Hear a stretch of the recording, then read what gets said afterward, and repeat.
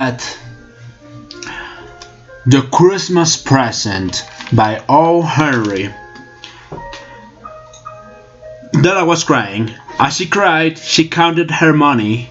$1.87. That was all, and 60 cents of it was in pennies. Pennies which Della had saved one at a time. 3 times Della counted it. $1.87, and the next day would be Christmas. Della finished crying, got up, and began to powder her face. She stood up by the window and looked out with a little interest at a grey cat walking along a grey fence in a grey backyard.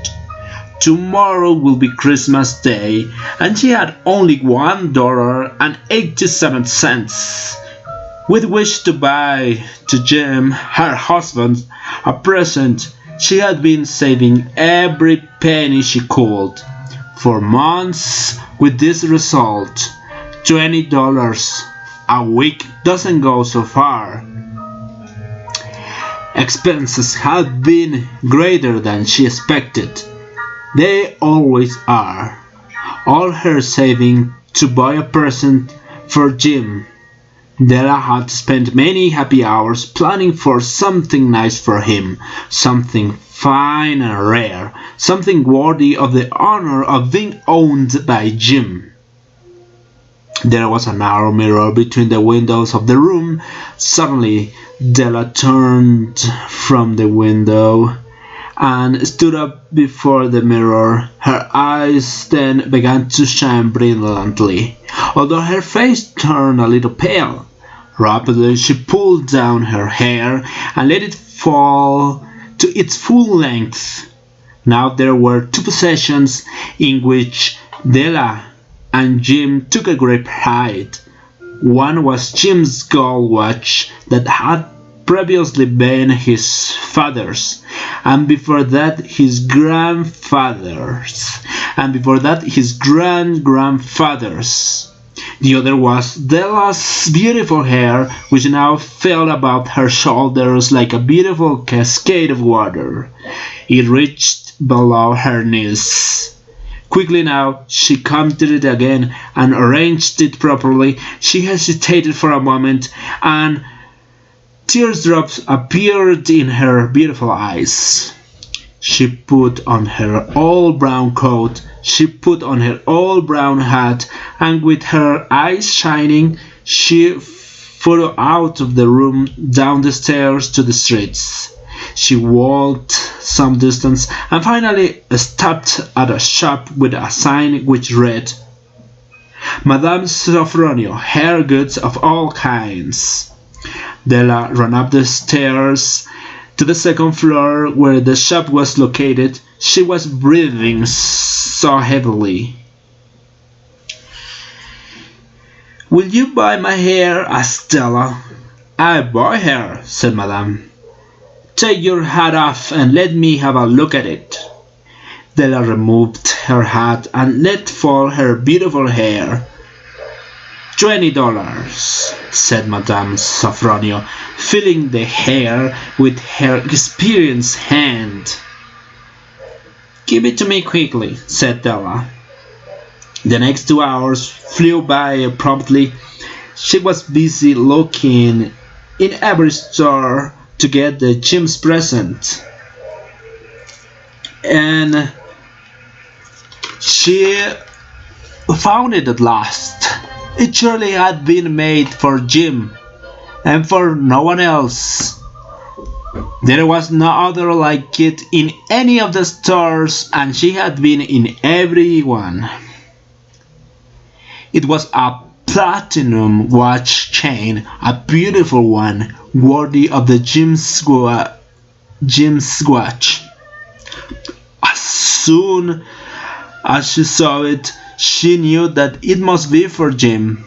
It was like him. Good taste and quality. This description applied to both.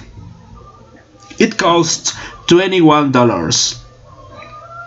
Della hurried home with the 87 cents which remained. When Della arrived home, she was less excited, and gradually she became more reasonable. She began to comb and arrange her hair, now cut very short. In the best way she could, she took her curling iron and began to curl her hair, painstakingly. Then she looked at herself in the mirror critically. "If Jim doesn't kill me before he looks at me a second time," she said to herself, "he'll say that I look like a child. But what could I do with only $1.87? At 7 o'clock the coffee was made, and the dinner almost ready. Jim was never late. Della held the chain in her hand and sat on the corner of the table near the door. At that precise moment she heard his steps on the stairs, and for a moment she turned colorless. The door opened and Jim stepped in and closed it. He looked thin and serious. Poor fella, he was only 22 and he had all the problems of having a family. He needed a new overcoat and gloves. Jim's eyes were fixed upon Della, and there was suddenly an expression in them that she couldn't read, and it frightened her. He simply looked at her with a strange expression. Della jumped off the table and went toward him. "Jim, darling," she said, "don't look at me in that way. I had my hair cut off and I sold it because I wanted to give you a Christmas present. My hair will grow again. You don't mind, do you? I simply had to do it. My hair grows very fast. Say Merry Christmas to me, Jim, and let's be cheerful. You don't know what a superb gift I bought for you. You have cut off your hair." Jim exclaimed, as though he could not possibly understand. I cut it off and sold it," whispered Della. "Don't you like me just as well? I am the same person, with or without my hair."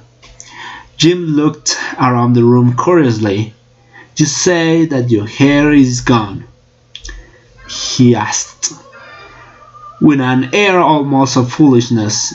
It is not necessary to look for it," Della answered. "It's sold, and I tell you, sold and gone. It's Christmas evening, darling. Therefore be good to me, because I sold my hair for you." Jim seemed unexpectedly to wake up. He kissed Della. After that he took a package out of his pocket and set upon the table. "You did not make any mistake, Della," he pronounced. "About me, nothing could ever happen will ever make me think less of you." He took the package and gave it to Della.